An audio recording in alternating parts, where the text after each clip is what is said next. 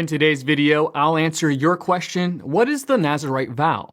Then afterward, as always, I'll share some helpful resources, so stick around until the end.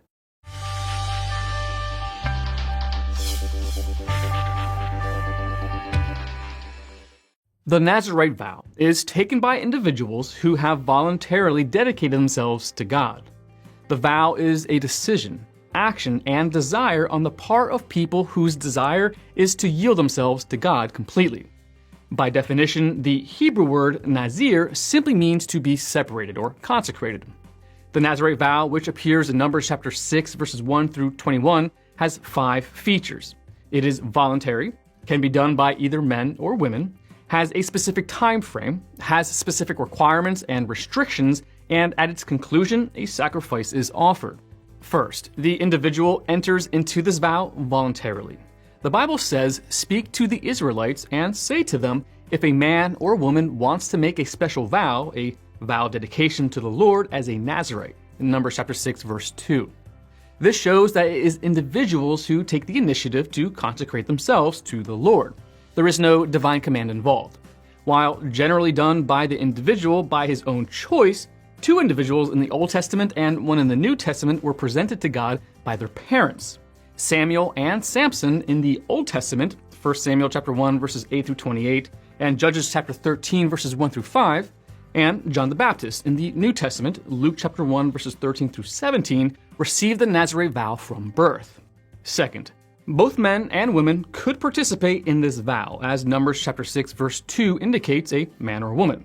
The Nazirite vow was often taken by men and women alike purely for personal reasons, such as thanksgiving for recovery from illness or for the birth of a child. However, under the Mosaic law, the vow or oath of a single woman could be rescinded by her father, and that of a married woman by her husband, Numbers chapter 30. Third, the vow had a specific time frame, a beginning and an end, as these 2 statements indicate. Throughout the period of his separation, he is consecrated to the Lord. Now this is the law for the Nazirite when the period of his separation is over, Numbers chapter 6 verse 8 and verse 13. So the Nazirite vow usually had both a beginning and an end. Fourth, there were specific guidelines and restrictions involved with the Nazirite vow. 3 guidelines were given to the Nazirite. Numbers chapter 6 verses 3 through 7 tells us that he or she was to abstain from wine or any fermented drink. Nor was the Nazirite to drink grape juice or eat grapes or raisins, not even the seeds or skins. Next, the Nazirite was not to cut his hair for the length of the vow.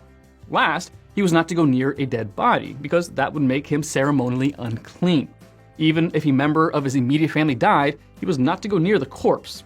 Numbers chapter 6 verses 13 through 20 shows the procedure to follow to complete the vow. A sacrifice was made, verses 13 through 17.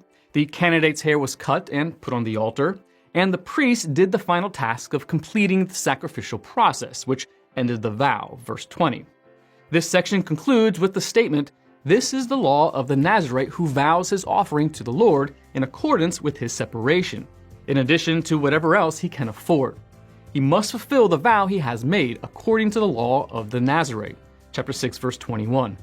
Although the Nazirite vow is an Old Testament concept, there is a New Testament parallel to the Nazirite vow. In Romans chapter 12, verses 1 and 2, Paul states, "Therefore I urge you, brothers and sisters, in view of God's mercy, to offer your bodies as a living sacrifice, holy and pleasing to God. This is your true and proper worship. Do not conform to the pattern of this world, but be transformed by the renewing of your mind.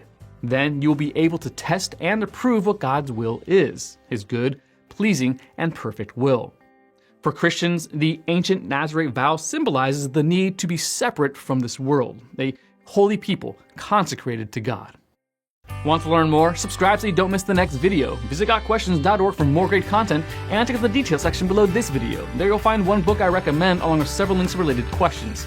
If you'd like to learn about Bible Munch or if you're interested in bite-sized devotionals, subscribe to Bible Munch on YouTube. It's linked right here. Now remember, got questions? The Bible has answers. We'll help you find them.